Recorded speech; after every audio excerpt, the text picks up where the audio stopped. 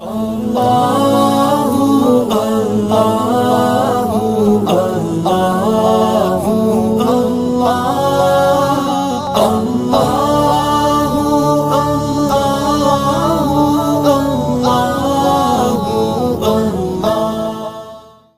আলাইকুম ওয়া রাহমাতুল্লাহি ওয়া বারাকাতুহু। আলহামদুলিল্লাহ ওয়াসসালাতু ওয়াসসালামু আলা রাসূলিল্লাহি আম্মা বা'দ। প্রিয় দর্শক, আপনাদের সবাইকে জানাচ্ছি অনেক অনেক মুবারকবাদ, আর সেই সাথে আমন্ত্রণ জানাচ্ছি মাহে রমজানকে কেন্দ্র করে আল আরাফা ইসলামী ব্যাংক পিএলসি নিবেদিত আলোর পথে 5 সিজনে মুবারকবাদ। আলহামদুলিল্লাহ, আমরা এই আয়োজনটির মাধ্যমে চেষ্টা করে যাচ্ছি রমজান মাসটিকে যেন সুন্দরভাবে আমরা উদযাপন করতে পারি আমলের সাথে, আখলাকের সাথে, এবং সেই সাথে মনোনিবেশ করতে পারি ইবাদতের প্রতিটি কোণে কোণে। এই কারণেই আমাদের এই আয়োজন। আমরা জানি যে রমজানকে আল্লাহ তাআলা পরিচয় করিয়ে দিয়েছেন যে মাহে রমজান তোমাদের মাঝে এসছে যাতে করে তোমরা মুত্তাকি হতে পারো। মুত্তাকি কাকে বলে, তাকওয়ার পরিচয় কী, এই সম্পর্কে আমরা অনেকেই হয়তো জানি না। আজকে তাকওয়া বিষয় নিয়ে আমরা কিছুটা বিস্তারিত আলোচনা করার প্রয়াস রাখি। এ প্রসঙ্গে কথা বলবার জন্য আমাদের মাঝে উপস্থিত হয়েছেন বিশিষ্ট ইসলামী চিন্তাবিদ, শিক্ষাবিদ, গবেষক, দায়ী ইলাল্লাহ এবং রাজকীয় সৌদি আরবের সম্মানিত দায়ী মোহতারাম ডক্টর মোহাম্মদ মতিউল ইসলাম। আসসালামু আলাইকুম ওয়া রাহমাতুল্লাহি ওয়া বারাকাতুহু। ওয়া আলাইকুম আসসালাম ওয়া রাহমাতুল্লাহি ওয়া বারাকাতুহু। আহলান ওয়া সাহলান, মারহাবান বিক শাইখুনা। হাইয়াকুমুল্লাহ। কেমন আছেন আপনি? আলহামদুলিল্লাহ, আল্লাহ ভালো রেখেছেন, ভালো আছি। বারাকাল্লাহু ফিক। শেখ, আমরা আলহামদুলিল্লাহ রমজান মাসে পদার্পণ করেছি এবং প্রত্যেকটা জায়গায় এখন অসাধারণ একটা আবহ তৈরি হয়েছে, পুত পবিত্র একটা পরিবেশের আমরা ঘ্রাণ পাচ্ছি। কিন্তু এই বিষয়টাকে যদি আরও বেশি সাফল্যমণ্ডিত করতে চাই, সুন্দর করতে চাই, তাহলে আমরা জানি যে তাকওয়ার শিক্ষায় আমাদের শিক্ষিত হতে হবে, যা রমজান আমাদের জন্য নিয়ে এসছে। প্রশ্ন হলো যে তাকওয়া কাকে বলে এবং কিভাবে আমরা তাকওয়াবান হব? জি, বিসমিল্লাহ, আলহামদুলিল্লাহ, সালাতু ওয়াসসালামু আলা রাসূলিল্লাহ, বাদ। প্রথমত আল্লাহ শুকরিয়া আদায় করি যিনি আমাদেরকে ইবাদতের বসন্তকালে পৌঁছাই দিয়েছেন। সুবহানাল্লাহি ওয়া বিহামদিহি। তাকওয়া সম্পর্কে রব্বুল আলামিন তিনি নিজেই বলছেন রমজান মাস, ইয়া আইয়ুহাল্লাযীনা আমানু কুতিবা আলাইকুমুস সিয়াম কামা কুতিবা আলাল্লাযীনা মিন ক্বাবলিকুম লাআল্লাকুম তাত্তাকুন। হে মুমিনগণ, তোমাদের উপর সিয়াম ফরজ করা হয়েছে যেমনটি ফরজ করা হয়েছিল তোমাদের পূর্ববর্তীদের উপরে, যাতে করে তোমরা মুত্তাকি হতে পারো। তো আল্লাহ রাব্বুল আলামিন আমাদেরকে আগে দোয়া করে নিই, হে আল্লাহ আপনি আমাদেরকে মুত্তাকি হিসেবে কবুল করে নিন। আমিন। এবার যাচ্ছি আলোচনার দিকে। আলোচনায় গিয়ে তাকওয়ার পরিচয় সম্পর্কে শাব্দিক অর্থ যদি বলি, গ্রামাটিক্যাল দিক থেকে অথবা ডিকশনারির দিক থেকে, আবিধানিক অর্থে, তাহলে আল্লাহকে ভয় করা, বাঁচিয়ে রাখা, এ সমস্ত অর্থে আসবে। কিন্তু আমরা যদি আলী রাদিয়াল্লাহু তাআলা আনহুর তাকওয়ার অর্থটা গ্রহণ করতে পারি, জি, এবং ইমাম ইবনে তাইমিয়া রাহিমাহুল্লাহ তাকওয়ার একটা ব্যাখ্যা দিয়েছেন, তাহলে আমার মনে হয় আমরা সুন্দর হতে পারবো, তাকওয়ার উপরে জিন্দেগি যাপন করতে পারবো। তো আমি প্রথম আলী রাদিয়াল্লাহু তাআলা আনহুর তাকওয়ার ব্যাখ্যাটা পেশ করছি আমাদের দর্শকদের জন্য। জি। তিনি তাকওয়ার অর্থ করতে গিয়ে বলেছেন, আত-তাকওয়া হিয়া আল খাউফু মিনাল জালিল ওয়াল আমালু বিত-তানজিল ওয়ার রিদা বিল কালিল ওয়াল ইস্তি'দাদু লিয়াউমির রাহিল। সুবহানাল্লাহ। চারটা শব্দ বলেছেন, চারটা শব্দের ভিতরে এমন জ্ঞান দিয়েছেন তিনি তাকওয়া সম্পর্কে। তো প্রথমটা হচ্ছে আল খাউফু মিনাল জালিল। জালিল বলতে রব্বুল আলামিনের একটা গুণবাচক নাম হলো আল জালিল। তো আল্লাহকে সবসময় ভয় করে চলা। কতক্ষণ ভয় করব? রাসূলুল্লাহ সাল্লাল্লাহু আলাইহি ওয়াসাল্লাম বলেছেন, ইত্তাকিল্লাহা হাইসুমা কুন্ত। সুবহানাল্লাহ। তুমি যেখানে থাকো, তুমি জমিনে আছো, বিমানে আছো, মহাকাশে আছো, সাগরে আছো, নদীতে আছো, যেখানে থাকো আল্লাহকে ভয় করো। তো যদি একজন লোক সত্যিকার অর্থে আল্লাহ রাব্বুল আলামিনকে ভয় করে, প্রতিটি পদক্ষেপ দেয় এবং আল্লাহকে ভয় করে চলে, তাহলে দুনিয়াতে অন্যায় আপনি পাবেন না। অন্যায় দুনিয়া থেকে চলে যাবে, অন্য কেউ করতে পারে, মোত্তাকি করতে পারবে না। আর আমরা সবাই যদি, যারা আমার দর্শক যারা আছে, আপনার দর্শক যারা আছে, আমরা যদি আল্লাহকে ভয় করে চলি, তাহলে অন্তত আমাদের জীবনটা তো সুন্দর হবে, ঠিক, আমাদের পরিবারটা তো সুন্দর হবে, জি, আমাদের সমাজটা সুন্দর হয়ে যাবে। তো তিনি প্রথম বললেন আল খাউফ মিনাল জালিল, আল্লাহ রাব্বুল আলামিনকে ভয় করে চলার জন্য আল্লাহ রাব্বুল আলামিনকে সবসময় আমরা ভয় করে চলব। ওয়াল আমালু বিত তানজিল, আমল করব তানজিল অনুযায়ী, অর্থাৎ আল্লাহ যা নাজিল করেছেন, তো নাজিল করেছেন কোরআন এবং সুন্নাহ। এই কোরআন সুন্নাহ অনুযায়ী যদি আমরা আমল করি, সুবহানাল্লাহ, তাহলে আমাদের আমলগুলো আল্লাহর কাছে কবুল হবে। এবং রাসূল সাল্লাল্লাহু আলাইহি ওয়াসাল্লাম বলেছেনও, রাসূলকে অনুসরণ করে আমরা আমল করব কোরআন সুন্নাহর আলোকে। তাকওয়া এটাও বহন করা অর্থ যে, হে মুমিন, তোমার আমলটা হবে আল্লাহ তাআলাকে ভয় করে তো করবা, কিন্তু আল্লাহ যেভাবে তোমাকে কাজ করতে বলেছে, আমল করতে বলেছে, ইবাদত করতে বলেছে, এবং আল্লাহর রাসূল সাল্লাল্লাহু আলাইহি ওয়াসাল্লাম যেভাবে তোমাকে ইবাদত করতে বলেছে, তুমি সেভাবে ইবাদত করো। তো যদি সেভাবে ইবাদত করি, আপনি একটি মিষ্টি হাসি দিয়েছেন আমাকে দেখে, কিয়ামতের দিন আপনার আমলনামায় দেখবেন যে আপনার এই মিষ্টি হাসিটা আমলনামায় আছে, সুন্দর করে লিপিবদ্ধ আছে, সেখানে আমলটা দেখানো হবে। কেন? রাসূল সাল্লাল্লাহু আলাইহি ওয়াসাল্লাম বলেছেন, তাবাসসামুকা ফি ওয়াজহি আখিকা লাকা সাদাকা, তোমার ভাইকে দেখে তুমি একটা মিষ্টি হাসি দিবে, এটা আল্লাহ তাআলা সদকা হিসেবে গ্রহণ করে নেবেন। তাইলে মুমিনের এই যে মানে মসজিদের দিকে যাচ্ছে, একটা পা উঠাচ্ছে, আল্লাহ এর কারণে তার একটা মর্যাদা বৃদ্ধি করতেছেন, একটা পা ফেলতেছে, আল্লাহ তার থেকে একটা গুনাহ মাফ করে দিচ্ছেন। সুবহানাল্লাহ। তো মানে আমরা এটা কিন্তু আল্লাহ এবং তার রাসূলকে অনুসরণ করেই করতে হবে। এটা যদি হয়, প্রত্যেকটি কাজ, আমি উপরে ওঠার সময় এখন সিঁড়ি দিয়ে আল্লাহু আকবার বলেছি, নিচে নামার সময় সুবহানাল্লাহ বলেছি। এই আল্লাহু আকবার বলা, সুবহানাল্লাহ বলা, এর ভিতরে একটা ওলামায়ে কেরাম খুব গুরুত্বপূর্ণ একটা ব্যাখ্যা দিয়েছেন। শেখ মোহাম্মদ বিন সালেহ আল উসাইমিন রাহিমাহুল্লাহ ছোট্ট একটা ব্যাখ্যা দিয়েছেন, খুব চমৎকার, যে কেন উপরের দিকে উঠতে আল্লাহু আকবার বলবো, নিচের দিকে নামতে সুবহানাল্লাহ বলবো। তো তখন তিনি বলেছেন, আমি যত উপরেই উঠতে থাকি, আল্লাহ আমার চেয়ে সবচেয়ে উপরে। আল্লাহু আকবার, অসাধারণ। আর সুবহানাল্লাহ বলে আমি যত নিচেই নামি, আল্লাহ তো সকল মানে ত্রুটি থেকে তিনি মুক্ত। সুবহানাল্লাহ।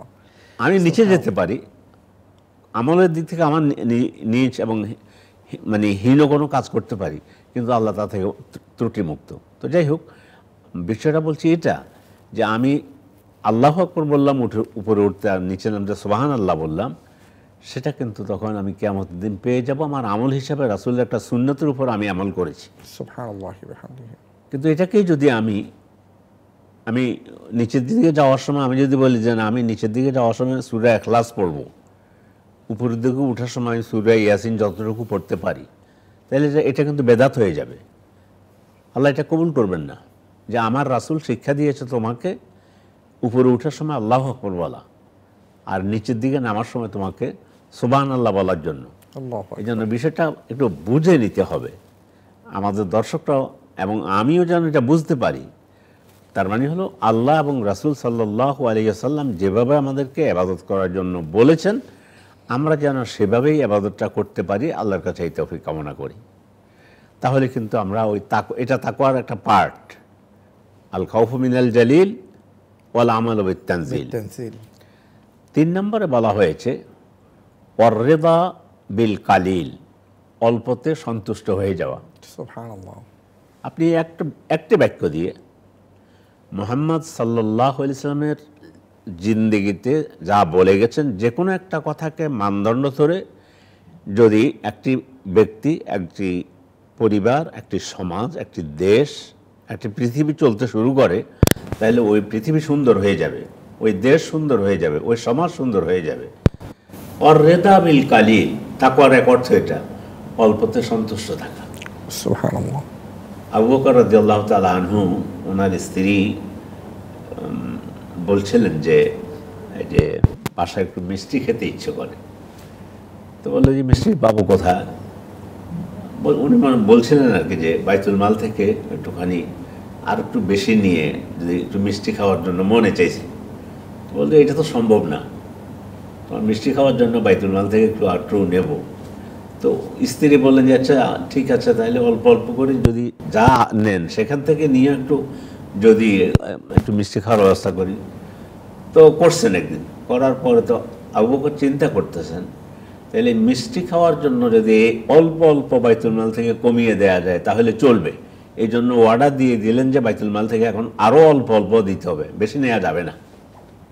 আল্লাহু আকবার। অল্পতে সন্তুষ্ট হয়ে গেছেন, কিন্তু পৃথিবীতে রব্বুল আলামিন আবু বকরকে আল্লাহ এমন পর্যায়ে উঠিয়ে দিয়েছেন, মুহাম্মদ সাল্লাল্লাহু আলাইহি ওয়াসাল্লামের পরে এই পৃথিবীতে আবু বকর রাদিয়াল্লাহু তাআলা আনহুর স্থান। আল্লাহু আকবার। অল্পতে সন্তুষ্ট থেকেছেন, আল্লাহ রব্বুল আলামিন সম্মানের সিংহাসন দান করেছেন। সুবহানাল্লাহ। পৃথিবীতে কত হাজার কত লক্ষ মানুষ ওনার সম্মানে ওনার নামে আবু বকর নাম রাখে, আর কিয়ামত পর্যন্ত শুনে মানুষ 7 মহাদেশে মুসলিমরা ওনার নাম শুনলে রাদিয়াল্লাহু আনহু বলবে। ঠিক। দুনিয়াতে থাকতে জান্নাতের সুসংবাদ পেয়ে গিয়েছেন। ঘটনা হলে অল্পতে সন্তুষ্ট ছিলেন। তবে বললেন যে স্ত্রীকে আরো বললেন, যেখানে বলছে যে সমান সমানও যদি থাকতো, তিনি বললেন যে না, তাহলে মিষ্টি খাওয়ার জন্য যদি এটা বাঁচানো যায় তো ওটা কমাই দেয়া হোক। আল্লাহু আকবার। আর আমরা কথার কথায় হারাম উপার্জন করে 1000 কোটি টাকা নিয়ে গিয়ে ব্যাংক লোপাট করে দিয়ে তারপর তো আমাদের মনে শান্তি নেই যে হইল না, তো আরো এখন 10,000 কোটি হলো, 20,000 কোটি টাকার মালিক হলে আমার বংশ পরম্পরা সবাই সুখে শান্তিতে খেয়ে যেতে পারবে। নো, তাকওয়ার অর্থ বুঝতে হবে। রমজান আমাদেরকে মোত্তাকি বানিয়ে দিলে দেশ সুন্দর হয়ে যাবে, দেশে অভাব থাকবে না, অসাধারণ থাকবে না। অসাধারণ কথা মোহতারাম আপনি বলেছেন। আলী রাদিয়াল্লাহু তাআলা আনহুর যে 4টি লাইন, এই 4টি লাইন দিয়ে তিনি একটা পৃথিবীকে সুন্দর পথে পরিচালিত করবার একটা নির্দেশনা দিয়েছেন। এই প্রসঙ্গে আমরা আরও কথা শুনবো ইনশাআল্লাহ বিরতির পর। প্রিয় দর্শক, আমি মোহতারামের কথা তন্ময় হয়ে শুনছিলাম যে পরিচয় আলী রাদিয়াল্লাহু তাআলা আনহু কি বলেছেন। এই প্রসঙ্গে আরও কথা শুনবো ইনশাআল্লাহ তাআলা বিরতির পর। আপনারা দেখছেন আল আরাফা ইসলামী ব্যাংক পিএলসি নিবেদিত আলোর পথে সিজন 5। আমরা বিরতি নিচ্ছি, একটু পরেই ফিরে আসছি, আমাদের সাথেই থাকুন।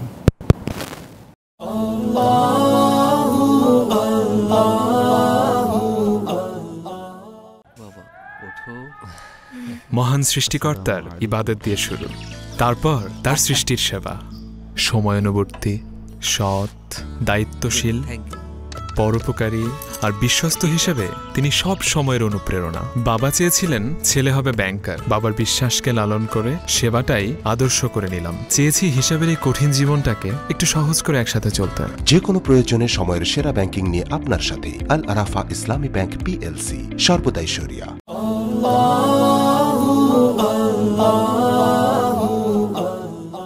বিরতির পর আপনাদের সবাইকে সাদর আমন্ত্রণ জানাচ্ছি।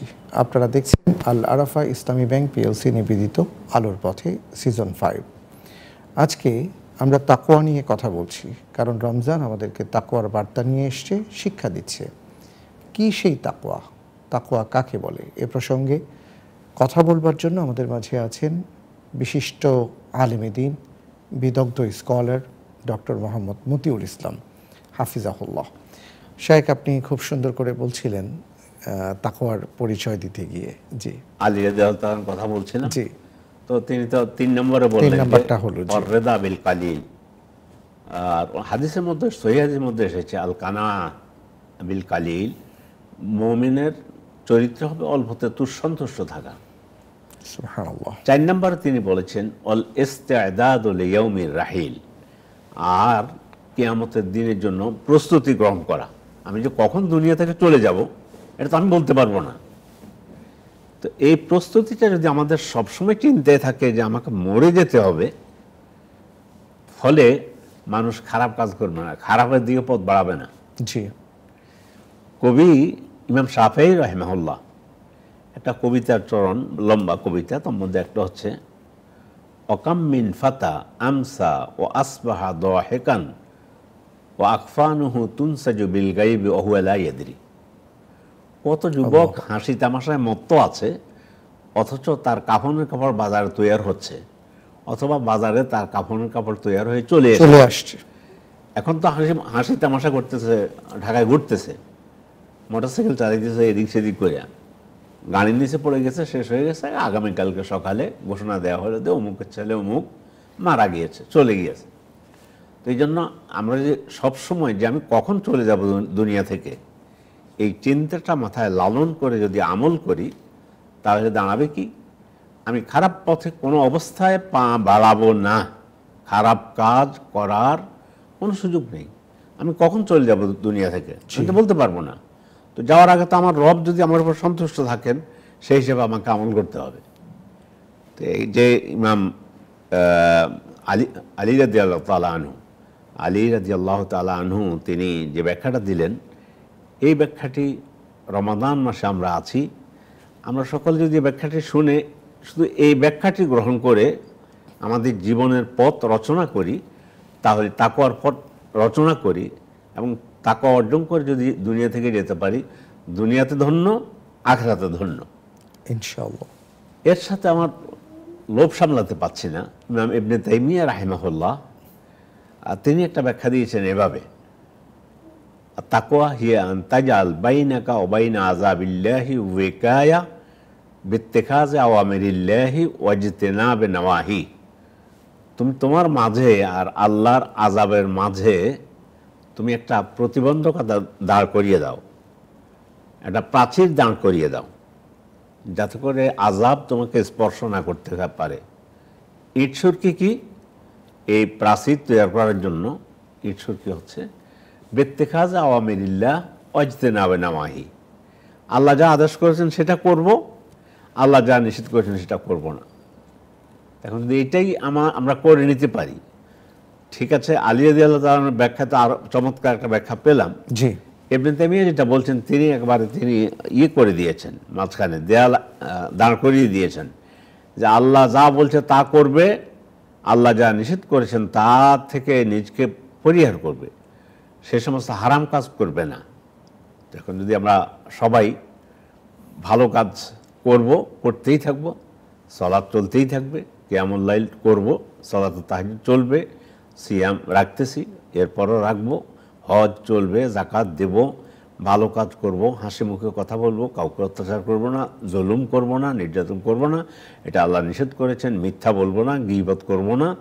এভাবে যদি আমরা সিদ্ধান্ত নিই যে ইত্তিখাযি আওয়ামিরিল্লাহ, আল্লাহ যা আদেশ করেছেন সেটা করব, ওয়াজতিনাবি নওয়াহি, নিষেধ যা করেছেন সেটা করব না, গীবত থাকবে না, হিংসা থাকবে না, জিজ্ঞাসা থাকবে না, নেতিবাচক সমস্ত চরিত্রগুলো অর্জন করে দিলাম। তো নেতিবাচক নাই, ইতিবাচক সব আছে।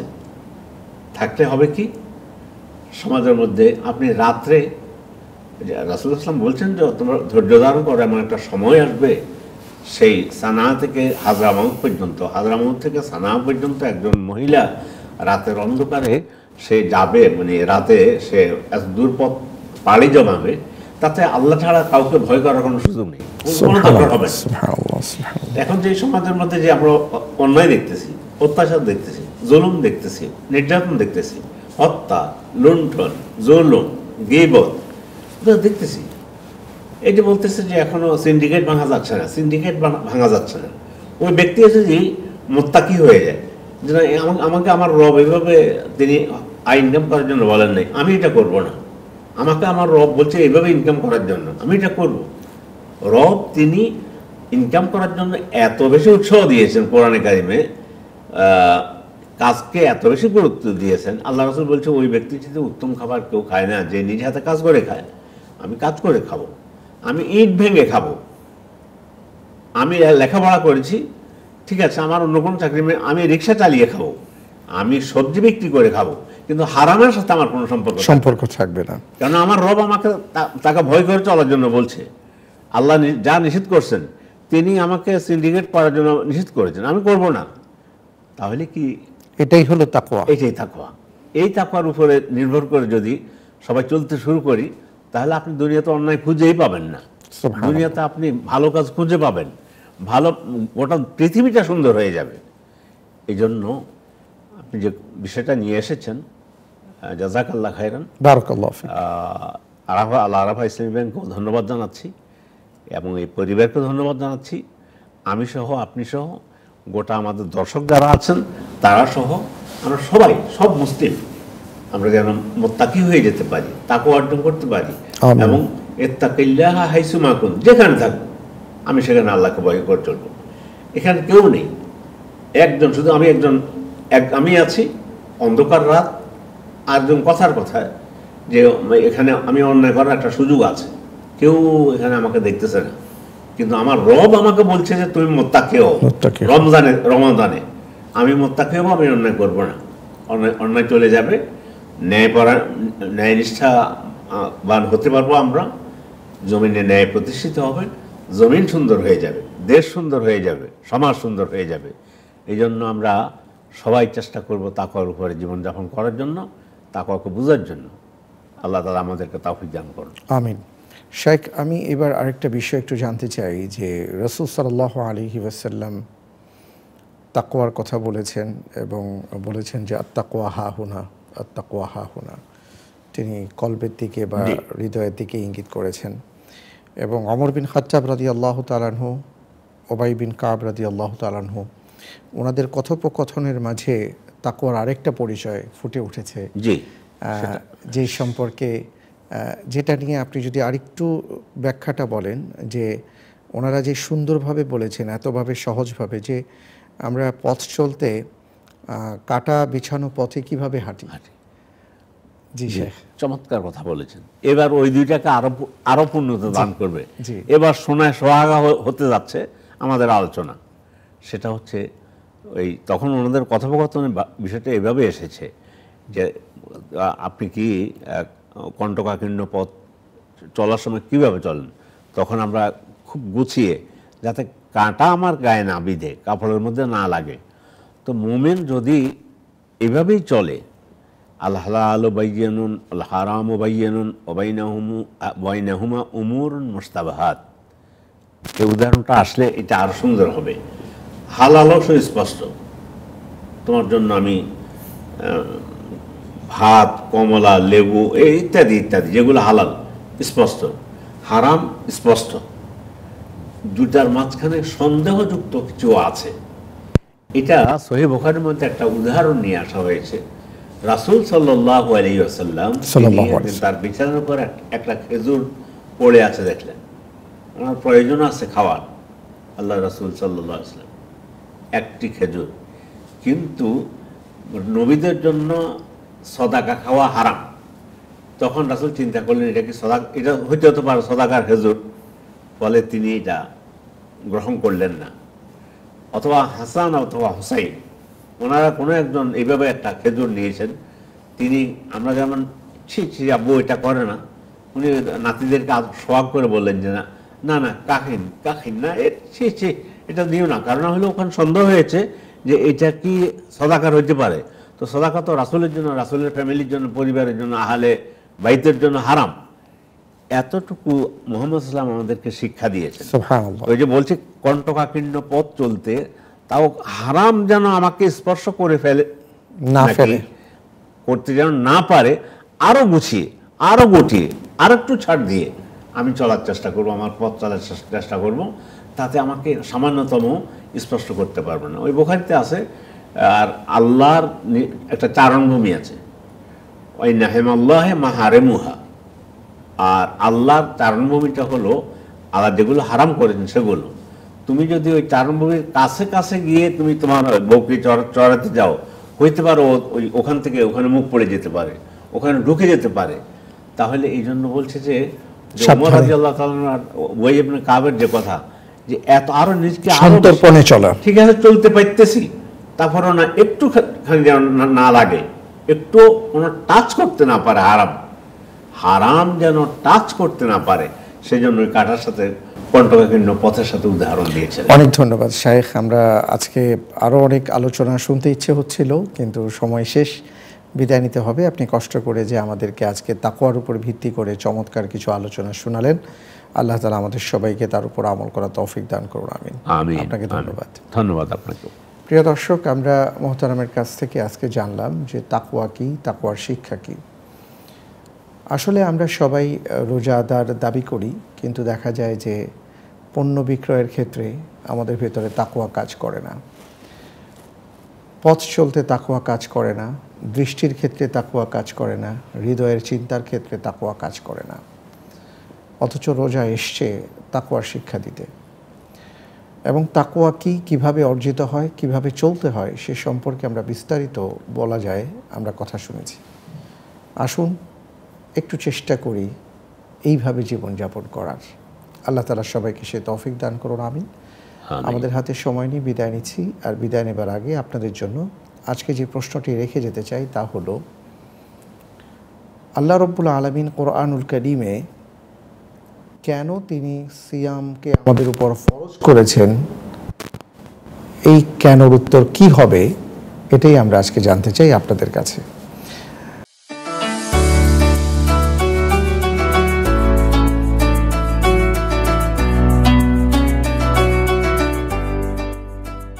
উত্তর জানা থাকলে আমাদের এই আয়োজন আপনি যখন দেখতে পাবেন তার ইনবক্সে সঠিক উত্তর লিখে সাবমিট করে দিন। সঠিক উত্তরদাতাদের মধ্য থেকে আমরা একজনকে লটারির মাধ্যমে বিজয়ী ঘোষণা করব, আর তার জন্য থাকছে আল আরাফা ইসলামী ব্যাংক পিএলসির পক্ষ থেকে সৌজন্য উপহার। আজ তাহলে এ পর্যন্ত বিদায় নিচ্ছি, তবে তার আগে আবার আমন্ত্রণ জানিয়ে যাচ্ছি, আমাদের পরে ইনশাআল্লাহ সুন্দর একটি আয়োজন আপনারা দেখতে পাবেন বিশ্বজুড়ে মসজিদ, দেখার আমন্ত্রণ রইল। আগামীকাল ঠিক একই সময়ে আবার আপনাদের সাথে দেখা হবে।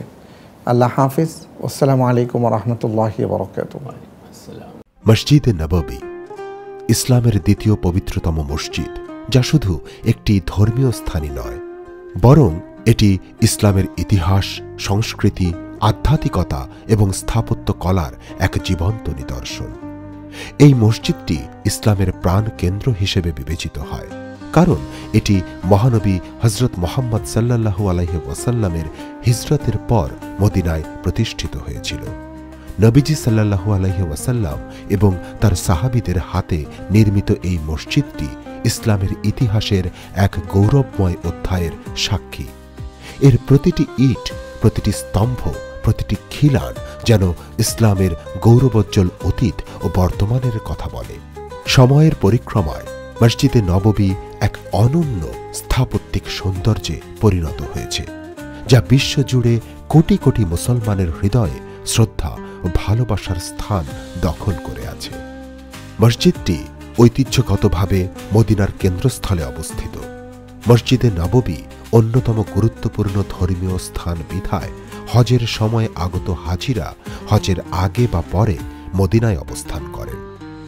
৬২২ খ্রিস্টাব্দে যখন মহানবী সাল্লাল্লাহু আলাইহি ওয়াসাল্লাম মক্কা থেকে মদিনায় হিজরত করেন, মসজিদে নববীর ইতিহাস শুরু হয় তখনই। হযরত মুহাম্মদ সাল্লাল্লাহু আলাইহি ওয়াসাল্লামের বাসগৃহের পাশে এই মসজিদ নির্মিত হয়েছিল। তিনি একটি উটে চড়ে মসজিদের স্থানে আসেন। এই স্থানটি দুইজন বালকের মালিকানায় ছিল। তারা মসজিদের জন্য জায়গাটি বিনামূল্যে উপহার হিসেবে দিতে চাইলেও মহানবী সাল্লাল্লাহু আলাইহি ওয়াসাল্লাম স্থানটি কিনে নেন। নবীজি সাল্লাল্লাহু আলাইহি ওয়াসাল্লাম এবং তার সাহাবীগণ মসজিদে নববী নির্মাণের কাজ শুরু করেন। প্রাথমিকভাবে মসজিদটি ছিল অত্যন্ত সাদামাটা। এর দেয়াল ছিল মাটির তৈরি। খেজুর গাছের খুঁটিগুলো বহন করত ছাদের ভার, এবং ছাদে ছিল খেজুর পাতায় ছাউনি। এতটা সাদামাটা হবার পরেও মসজিদটি ছিল তখনকার ইসলামী সমাজের কেন্দ্রবিন্দু। এখানে নামাজ আদায়ের পাশাপাশি রাজনৈতিক, সামাজিক, শিক্ষামূলক এবং বিচারিক কার্যক্রম পরিচালিত হতো। মসজিদে নববী শুধু একটি উপাসনালয় নয়, বরং এটি ছিল ইসলামী রাষ্ট্রের প্রশাসনিক কেন্দ্র। মসজিদে নববী 2 স্তর বিশিষ্ট এবং আয়তাকার। উসমানীয় নামাজের স্থানটি দক্ষিণমুখী। এতে সমতল ছাদ এবং বর্গাকার ভিত্তির ওপর ২৭টি চলাচল সক্ষম গম্বুজ রয়েছে। গম্বুজের নিচের খোলা স্থানে ভেতরের স্থান আলোকিত করে। গম্বুজ সরিয়ে ছায়ার ব্যবস্থা করা হয়। এছাড়া প্রাঙ্গণে থাকা স্তম্ভের সাথে যুক্ত ছাতাগুলো খুলে দিয়ে ছায়ার ব্যবস্থা করা হয়। মসজিদের চারপাশে বাঁধানো স্থানেও নামাজ পড়া হয়, যাতে ছাতা সদৃশ তাঁবু রয়েছে। প্রাথমিকভাবে মসজিদে নববীর আয়তন ছিল ১০৫০ বর্গমিটার, কিন্তু সময়ের সাথে সাথে ইসলামের প্রসার এবং মুসল্লিদের সংখ্যা বৃদ্ধির কারণে মসজিদটির সম্প্রসারণের প্রয়োজন দেখা দেয়। ৭০৭ খ্রিস্টাব্দে উমাইয়া খলিফা প্রথম আল ওয়ালিদ মসজিদটি সম্প্রসারণ করেন। এই কাজে ৩ বছর সময় লেগেছিল এবং মসজিদের জন্য কাঁচামাল বাইজেন্টাইন সাম্রাজ্য থেকে সংগ্রহ করা হয়। মসজিদের এলাকা হজরত উসমান রাদিয়াল্লাহু তাআলা আনহুর সময়ে ৫০৯৪ বর্গমিটার থেকে বৃদ্ধি করে ৮৬৭২ বর্গমিটার করা হয়। মসজিদ ও হজরত মুহাম্মদ সাল্লাল্লাহু আলাইহি ওয়াসাল্লামের স্ত্রীদের আবাসস্থলগুলো আলাদা করার জন্য দেয়াল নির্মিত হয়। মসজিদ ট্র্যাপিজয়েড আকারে নির্মিত হয়, যার দৈর্ঘ্য ছিল ১০১.৭৬ মিটার বা ৩৩৩.৯ ফুট। মসজিদের উত্তরের একটি বারান্দা যুক্ত করা হয় এবং এ সময় ৪টি মিনার নির্মিত হয়। আব্বাসীয় খলিফা আল মাহদি উত্তর দিকে মসজিদ ৫০ মিটার বা ১৬০ ফুট সম্প্রসারণ করেন এবং মসজিদের দেয়ালে তার নাম উৎকীর্ণ করা হয়। খলিফা আল মুতাওয়াক্কিল হজরত মুহাম্মদ সাল্লাল্লাহু আলাইহি ওয়াসাল্লামের সমাধির বাইরে মার্বেল পাথর ব্যবহার করেন এবং আল আশরাফ কনসু আল গৌরি ১৪৭৬ খ্রিস্টাব্দে তার সমাধির উপর পাথরের গম্বুজ নির্মাণ করেন। বর্তমানে মসজিদে নববীর আয়তন প্রায় ৪ লাখ বর্গমিটার, যা একসঙ্গে ১০ লাখ মুসল্লিকে ধারণ করতে সক্ষম। মসজিদের স্থাপত্য কলায় ইসলামী শিল্প ও সংস্কৃতির এক অপূর্ব সমন্বয় দেখা যায়। এর বিশাল গম্বুজ, সুউচ্চ মিনার, মার্বেল মেঝে, স্বর্ণখচিত স্তম্ভ এবং কোরআনের আয়াত দ্বারা অলঙ্কৃত দেওয়ালগুলো এক আধ্যাত্মিক ও শৈল্পিক পরিবেশ সৃষ্টি করে। মসজিদের সবচেয়ে আকর্ষণীয় অংশ হল এর সবুজ গম্বুজ, যা রাসূলুল্লাহ সাল্লাল্লাহু আলাইহি ওয়াসাল্লামের রওজা শরীফের উপর অবস্থিত। এই গম্বুজটি মসজিদের কেন্দ্রবিন্দু এবং মুসলমানদের হৃদয়ের সবচেয়ে কাছের স্থান। গম্বুজের নিচে অবস্থিত রওজা শরীফে মহানবী সাল্লাল্লাহু আলাইহি ওয়াসাল্লাম, হযরত আবু বকর রাদিয়াল্লাহু তাআলা আনহু এবং হযরত উমর রাদিয়াল্লাহু তাআলা আনহুর সমাধি অবস্থিত। এই স্থানটি মুসলমানদের জন্য এক অপার শান্তি ও আধ্যাত্মিকতার উৎস। মসজিদে নববীর 10টি সুউচ্চ মিনার ইসলামী স্থাপত্যের এক বিস্ময়। প্রতিটি মিনারের উচ্চতা প্রায় 104 মিটার এবং এগুলো রাতের বেলা আলোকিত হলে মদিনার আকাশে এক স্বর্গীয় দৃশ্যের সৃষ্টি করে। মসজিদে নববীতে সর্বপ্রথম উমর বিন আব্দুল আজিজ এর সম্প্রসারণের সময় মসজিদটির প্রতিটি কোণায় 4টি মিনার নির্মাণ করেন। এই মিনারগুলি প্রায় 27.5 মিটার দীর্ঘ ছিল। উসমানীয় সুলতান আব্দুল মজিদের আমলে মসজিদ আল নববীতে 5টি বিশিষ্ট মিনার যুক্ত করা হয়েছিল। দক্ষিণ পূর্ব মিনার আর রিসিয়াহ নামে পরিচিত। এটি সবুজ গম্বুজের পাশে অবস্থিত। দক্ষিণ পশ্চিম মিনারটি বাব আস সালাম দরজার ওপর অবস্থিত, তাই এটি আস সালাম মিনার নামে পরিচিত। উত্তর পূর্ব মিনার আস সুলাইমানিয়াহ, সনজারিয়া এবং আজিজিয়াহ নামে পরিচিত। উত্তর পশ্চিম মিনার আস সুকাইলিয়া, আল খসবিয়া ও মজিদিয়া নামে পরিচিত। পশ্চিম মিনার মসজিদে নববীর পশ্চিমে বাব আল রহমত দরজার উপর অবস্থিত ছিল, তাই এটি আল রহমত নামে পরিচিত ছিল। মসজিদে নববী সৌদি সম্প্রসারণের সময় এই মিনার ভেঙে ফেলা হয়। মসজিদে নববীর মেহরাবে নববী বা প্রধান মেহরাবটি স্থাপত্য ও শিল্পকলার এক অপূর্ব নিদর্শন। মেহরাবটিতে রয়েছে সূক্ষ্ম কাঠের খোদাই এবং তা সোনার পাতায় অলঙ্কৃত। এর উপরে কোরআনের আয়াত খচিত রয়েছে, যা মেহরাবটিকে এক অনন্য মর্যাদা দান করেছে। এই মেহরাবটি সেই ঐতিহাসিক স্থান যেখানে মহানবী সাল্লাল্লাহু আলাইহি ওয়াসাল্লাম নামাজ আদায় করতেন। মসজিদটির মিম্বরটিও সূক্ষ্ম কাঠের খোদাই ও সোনালী অলঙ্করণে তৈরি, যেখানে দাঁড়িয়ে খতিবরা জুমার খুতবা দেন। মিম্বরটি ইসলামী জ্ঞানের প্রচার ও প্রসারের এক অনন্য প্রতীক। খায়বার যুদ্ধের পর পর্যন্ত মসজিদে নববীতে মেহরাবি বাইতুল মাকদিস নামে আরেকটি মেহরাব ছিল এবং সম্ভবত 7 হিজরিতে বা যুদ্ধের পরে মসজিদের প্রথম সম্প্রসারণের পরে এটি অপসারণ করা হয়েছিল। এছাড়াও রয়েছে প্রাচীন মেহরাব, মেহরাবে উসমান। মেহরাবে তাহাজ্জুদ একটি স্মারক চিহ্ন ছিল, যেখানে মহানবী সাল্লাল্লাহু আলাইহি ওয়াসাল্লাম তাহাজ্জুদ সালাহ দিতেন। মেহরাবি সুলাইমানি, মেহরাবি হানাফি বা মেহরাবি উমর ইবনে খাত্তাব নামেও পরিচিত। নবী মুহাম্মদ সাল্লাল্লাহু আলাইহি ওয়াসাল্লামের ব্যবহৃত আসল মিম্বর ছিল খেজুর কাঠের একটি ব্লক। এরপর প্রতিস্থাপন করা হয়েছিল একটি উঁচু মিম্বর। 629 খ্রিস্টাব্দে এটিতে 3টি সিঁড়ি যুক্ত করা হয়েছিল। আবু বকর রাদিয়াল্লাহু তাআলা আনহু এবং উমর রাদিয়াল্লাহু তাআলা আনহু তৃতীয় ধাপটি মুহাম্মদ সাল্লাল্লাহু আলাইহি ওয়াসাল্লামের প্রতি সম্মানের চিহ্ন হিসেবে ব্যবহার করেননি। 1590 সালে এটি অটোমান সুলতান মুরাদ তৃতীয় দ্বারা একটি মার্বেল মেম্বর দ্বারা প্রতিস্থাপিত হয়েছিল। মসজিদে নববীর 42টি দরজা রয়েছে। প্রতি দরজায় রয়েছে ভিন্ন ভিন্ন নাম। এক এক দরজা দিয়ে এক এক কোণ থেকে মসজিদে নববীতে প্রবেশ করা যায়। রাসূলুল্লাহ সাল্লাল্লাহু আলাইহি ওয়াসাল্লামের তৈরি মসজিদে খেজুর গাছের খুঁটিগুলোর স্থলে উসমানী সুলতান আব্দুল মজিদ পাকা স্তম্ভ নির্মাণ করেন।